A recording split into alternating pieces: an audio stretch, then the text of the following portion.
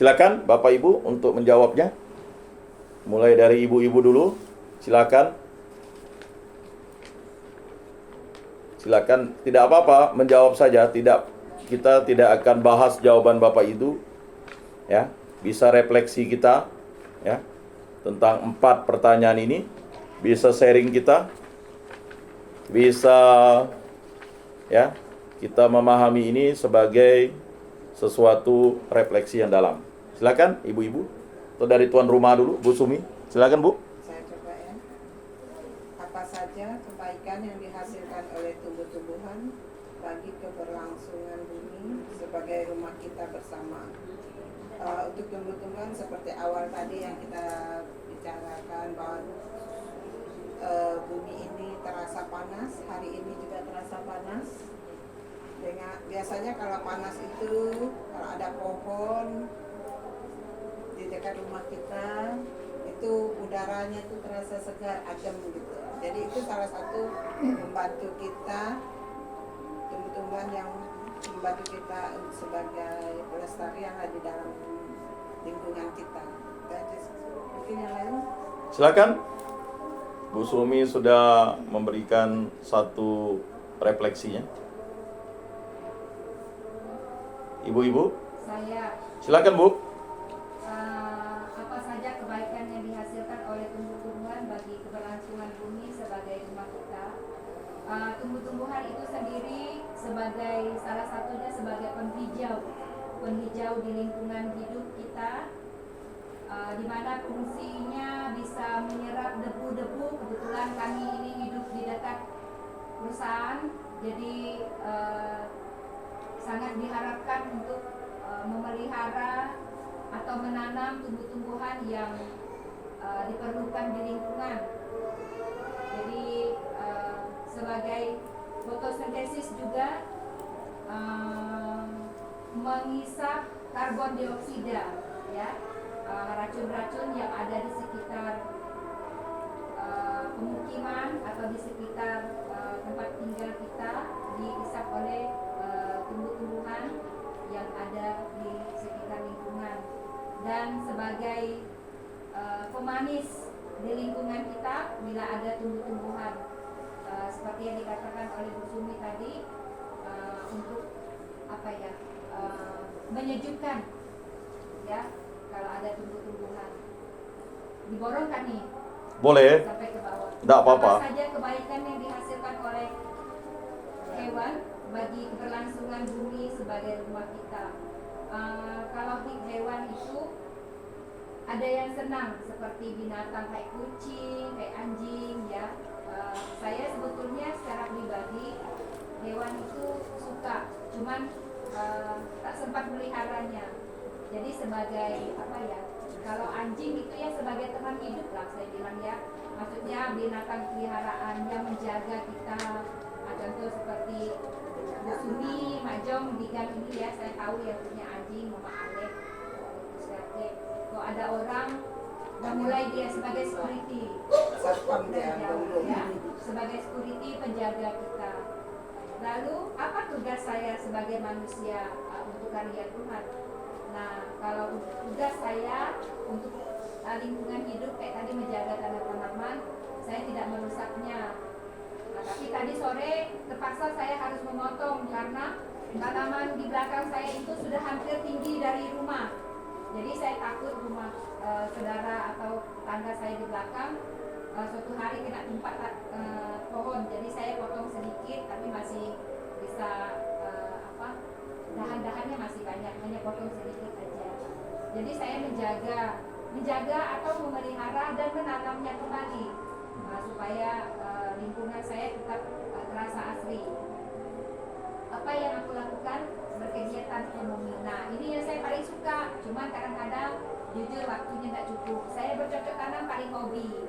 Karena bagi saya bercocok tanam itu selain sebagai contoh yang sederhana aja, cabai itu kalau ada berbuah bisa kita petik, dan sebagai apa ya, penghibur kita. Kalau kita lagi lelah, capek, itu kalau udah ngeliat tanaman tuh rasanya jiwa tuh langsung segar, langsung punya semangat baru lagi. Cuman kadang-kadang suka nanam tapi meliharanya kurang. Nah, itu sempat. Demikianlah kurang lebihnya renungan atau pengertian saya tentang ciptaan Tuhan. Terima kasih. Baik, terima kasih Bu Koni. Silakan ibu-ibu yang lain. Menambahkan ya Pak. Ya, silakan Bu. Ini. Selain tumbuh-tumbuhan kita bisa menyerap atau menahan panasnya matahari ke biar angin tidak adem, itu kok tanaman buah kan bisa menghasilkan, bisa untuk konsumsi, Bisa dijual. bisa dijual banyak kayak Utarno nih. Kemarin banyak kan buahnya, bisa kalau buah kemarin pas 100 hari ya. Nah itu ada buahnya masih, jadi bisa makan apa-apa. Itu nambahkan itu ya Pak. Baik, terima kasih Bu Tarno. Silakan ibu-ibu yang lain sebelum bapak-bapaknya.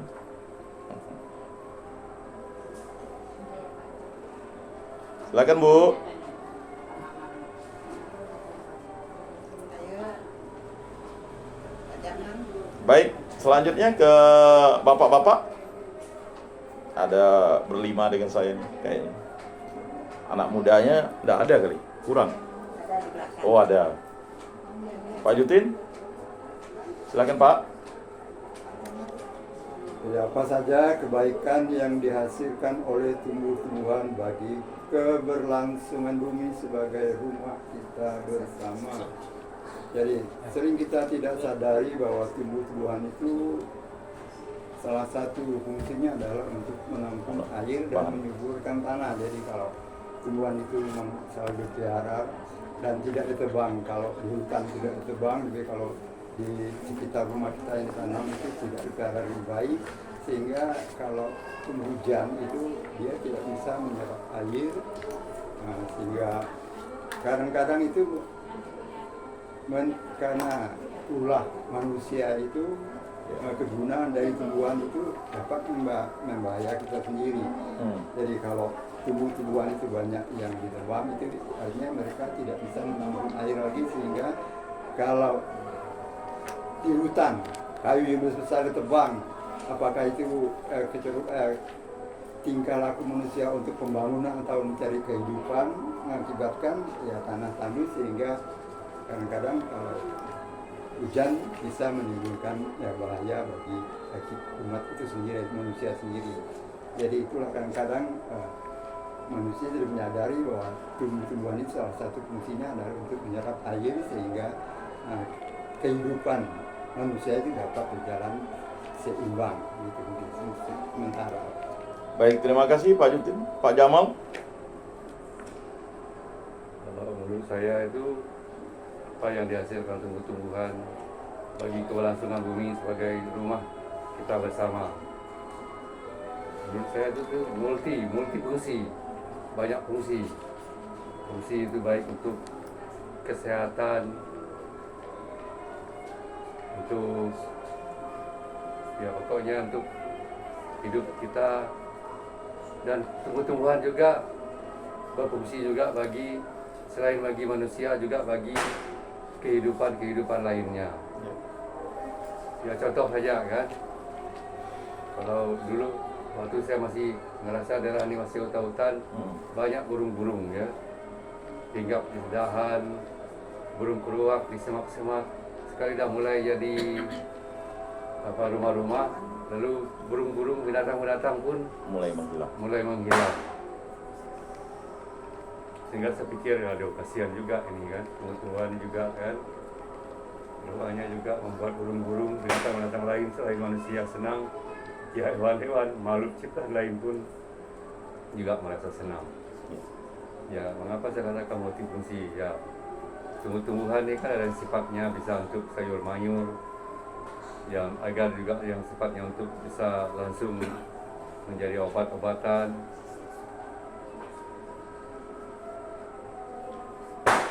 Ada juga yang menghasilkan buah-buahan, dan juga untuk menyehatkan kehidupan kita, dan juga untuk ya melestarikan jenis burung. Karena kita lihat kan banyak di hutan-hutan itu ada pohon-pohon yang memang itu untuk konsumsinya burung-burung. Dulu di depan rumah kami dulu kan yang lama itu ada pohon besar itu. Setiap pagi itu saya suka duduk di depan gini melihat macam-macam burung itu pada buahnya dah masak. Sampai Agus kan, dia marah-marah ada bapak yang mau menembak gitu kan. Dia bilang kan, Pak, kenapa Pak saya nembak burung itu apa? Untuk saya makan gitu kan. Lalu Agus bilang kan, kenapa makan burung sebesar gitu Pak? Jangan lagi ya lain kali. Karena dari tempat tidur saya suka mendengar suara burung-burung gitu kan. Memang benar. Jam 4:30 subuh udah mulai burung teramai. Berbunyi dia makan buah-buahan itu yang depan rumah. Tapi sekarang ya udah pohon sudah ditebang, udah lenyap, udah tinggal apa? Tinggal cerita ya lagi kan. Sehingga burung-burung itu berkurang datang. Bahkan pagi kemarin saya sempat melihat dari arah sana tuh serombongan burung terbang ramai sekali. Kayaknya bukan puluhan, mungkin ratusan ekor itu.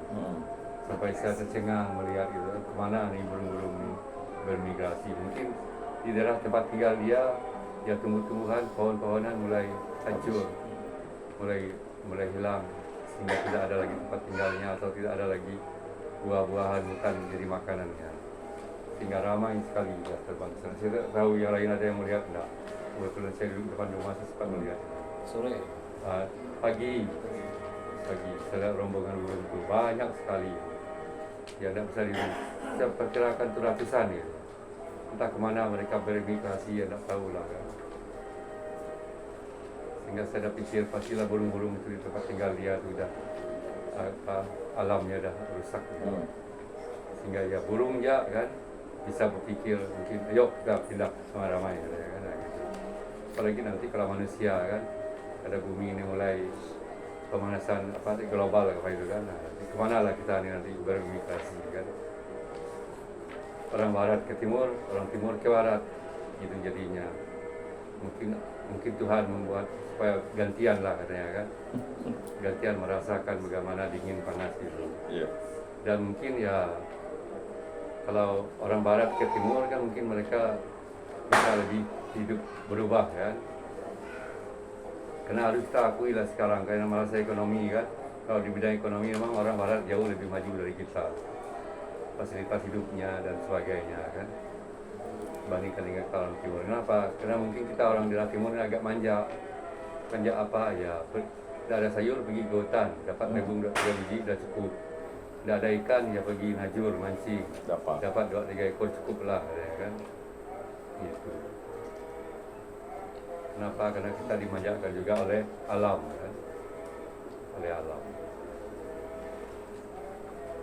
Baik, terima kasih Pak Jamal. Silakan Pak Amrus.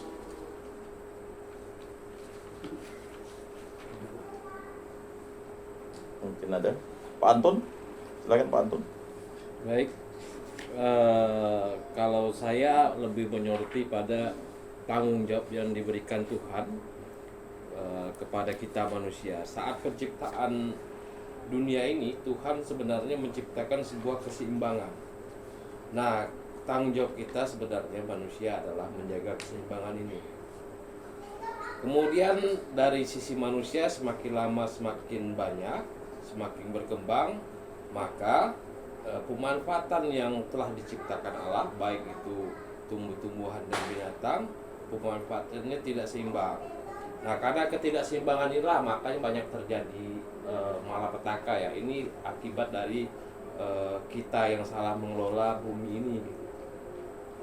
Pertama, saat manusia awal diciptakan itu tidak ada yang namanya banjir. Khususnya orang-orang Dayak dulu hidup bergantung pada hutan. Kemudian datanglah perusahaan sawit, kemudian menebangi hutan. Lalu mulailah terjadi banjir. Nah, inilah yang Tuhan maksudkan, ketidakseimbangan yang rusak oleh kita sendiri. Kenapa panas bumi ini semakin tinggi? Karena sebenarnya di kutub utara itu es mencair. Kenapa es mencair? Ini karena terjadi pemanasan global. Ini ulah kita sendiri gitu. Ulah kita sendiri dengan banyaknya misalnya terjadi penebangan, kemudian pemakaian AC yang berlebihan. Kita terbiasa dengan hal-hal yang instan. tidak berusaha untuk mengembalikan apa yang sudah diciptakan Tuhan, yaitu keseimbangan. Akibatnya, dampaknya adalah kita mengalami segala jenis bencana. Sebenarnya kalau kita telisik dari APP ini, kita diminta untuk sebenarnya melakukan ekonomi keberlanjutan ini adalah kita harus menciptakan ataupun mengelola apa yang telah Tuhan berikan kepada kita dengan memandang bahwa ini adalah untuk anak cucu kita juga.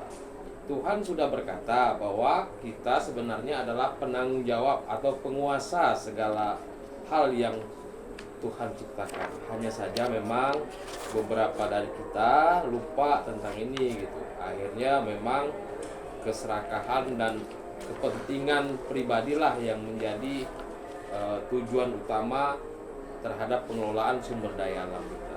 Makanya kalau harusnya kita berpikir bahwa sumber daya alam ini harusnya kita bagikan kepada anak-anak kita, kemudian juga harus kita bagikan juga kepada cucu-cucu kita agar kita dapat hidup lebih harmoni bersama Allah. Demikian. Terima kasih Pak Antun, Pak Armadi. Silakan Pak. Pertanyaan Ya. yang D ya. silakan. Apakah aku dalam kegiatan ekonomi memenuhi kebutuhan hidup sudah sejalan dengan maksud Allah menciptakan manusia? Berhubungan dengan tumbuh-tumbuhan dan makhluk hidup. Kalau tumbuh-tumbuhan sekarang kita dimudahkan dengan semacam sayur-sayuran yang mungkin sekarang sudah dapat ditanam di sekitar rumah kita, dan kita pun membelinya sudah dapat di sekitar pasar-pasar tradisional yang mereka mendapatkannya dengan mudah, dengan subur, di mana Tuhan begitu memudahkan sistem musim penghujan, musim kemarau. Jadi tumbuh-tumbuhan dapat tumbuh dengan subur, sehingga kita pun dapat menikmati tumbuhan itu, tanaman di sekitar kita menjadi sayur, dan ikan dan lauk-lauknya pun dapat kita nikmati. Misalnya kita miara ayam, kalau kita di kota mungkin tidak bisa, tapi kalau kita di daerah atau di kampung-kampung dapat memelihara ayam itu, selain kita konsumsi sendiri bisa kita jual. Di sini untuk dalam kegiatan ekonomi memenuhi kebutuhan hidup, selain kita dapat menikmati dari ayam tersebut, peliharaan yang dapat kita konsumsi, dapat juga kita perbanyak atau kita kembang biakan untuk dijual sehingga mendapat penambahan ekonomi. Dari hasil itu kita bisa semacam membeli kebutuhan-kebutuhan lain atau mensekolahkan anak-anak seperti saudara-saudara kita di kampung. Nah, seperti yang di pertanyaan yang di D, maksud ciptaan Tuhan itu untuk melengkapi kebutuhan manusia dan memudahkan manusia itu sendiri untuk melanjutkan kelangsungan hidupnya dengan tumbuh-tumbuhan dan ternak-ternak yang ada di sekitarnya. Kalau di sekitar kita, kalau ikan-ikan laut mungkin jarang, itu bisa kita membelinya di pasar-pasar tradisional dulu. Tapi kalau di daerah-daerah pesisir pantai, sepertinya mereka sangat ketergantungan dengan ikan-ikan tersebut. Mungkin ayam kalau di daerah-daerah pesisir mungkin agak kurang. Ya. Sebaliknya seperti kita, ikan-ikan juga sulit. Mungkin kita hanya bisa pelihara ikan lele seperti yang Pak Jamal pernah pelihara, misalnya di tong bekas, atau saudara-saudara kita yang di sekitar sini yang pernah pelihara ikan lele atau bioku namanya itu ya, apa nama itu, kura-kura. Nah, seperti yang Pak Jamal dulu pernah dicuri orang. Dicuri orang. Sebenarnya itu enak sekali kalau bisa dikembang biak, kita perbanyak, dijadikan sayur lauknya sangat nikmat sekali. Ini kalau sudah banyak bahkan bisa kita jual. Kalau di Lamboyan itu harganya lumayan mahal, per kilonya 60 sampai 80 ribu. Lebih-lebih, Lebih-lebih. 100.000 lebih sekilo. Kalau kita pelihara mungkin lebih senang gitu kan. Kalau kita beli harganya lumayan mahal. Jadi kebutuhan semua manusia seperti kita semuanya sudah dipenuhi sama Tuhan, sama Allah yang menciptakan Dari besar gini dari laut, sampai udara, kilo lagi. yang hidup di darat seperti itu. Kalau dan Baik, terima kasih Pak Ramadi.